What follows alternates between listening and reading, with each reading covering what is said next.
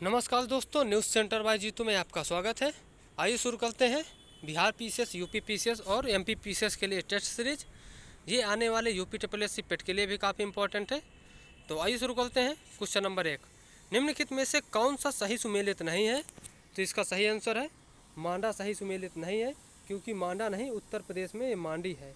हड़प्पा कालीन स्थल मांडी है, मांडा नहीं है। तो ये जम्मू कश्मीर में है, जम्मू कश्मीर याद रखिएगा। मांडा जम्मू कश्मीर में है, देख लीजिए ऑप्शन ए का पूरा ही एक्सप्लेनेशन। क्वेश्चन नंबर 2 देख लेते हैं। निम्नलिखित में से कौन सा बौद्ध पवित्र स्थल निरंजना नदी पर स्थित है?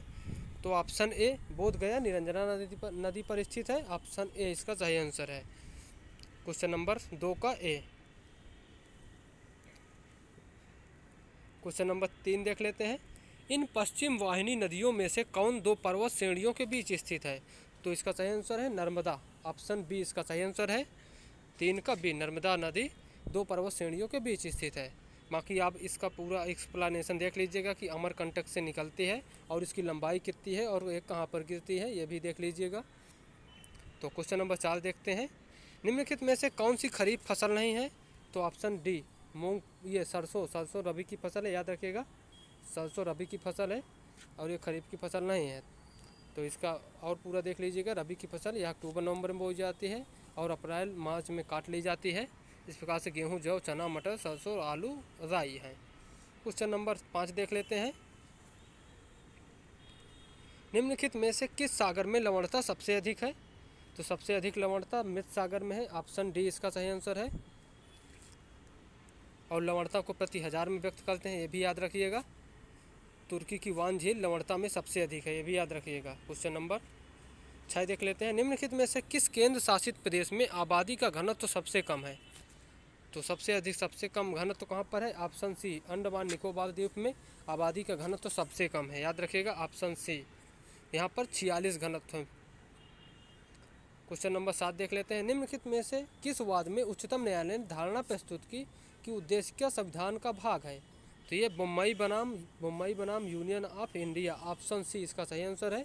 इसमें उच्चतम न्यायालय ने धारणा प्रस्तुत की कि उद्देश्य का संविधान का भाग है। इसका और भी देख लीजिएगा कि उच्चतम न्यायालय ने बेरूबारी यूनियन वाद में मत व्यक्त किया था कि उद्देश्य का संविधान का अंग नहीं है। तो ये भी पूछा जा सकता है कि किस वाद में बोला गया था कि उद्देश्य का संविधान का अंग नहीं है। तो ये बेरूबारी यूनियन में। क्वेश्चन नंबर 8 देख लेते हैं।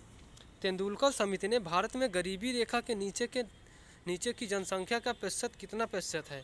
तो इसका सही आंसर है ऑप्शन बी, 37.2%। अगला देख लेते हैं। मृगमरीचिका का क्या कारण है? तो मृगमरीचिका का क्या कारण है? तो इसका सही आंसर है प्रकाश का पूर्ण आंतरिक परावर्तन। ऑप्शन डी इसका सही आंसर है, मृगमरीचिका। और ये रेगिस्तान में अक्सर देखी जाती है या कभी कभी हमें गर्मियों के मौसम में पक्की डामर रोड में दिखाई देती है, ये भी याद रखिएगा। क्वेश्चन नंबर 10 देख लेते हैं। इको मार्क उन भारतीय उत्पादों को दिया जाता है जो पर्यावरण के प्रति मैत्रीपूर्ण है। ये यूपी पीसीएस का क्वेश्चन है, याद रखिएगा। ये दोनों बार पूछा गया है, यूपी पीसीएस 2021, यूपी पीसीएस 2022 दोनों बार पूछा गया है, ये भी याद रखिएगा। Eco mark. तो ओके दोस्तों, थैंक यू, बाय।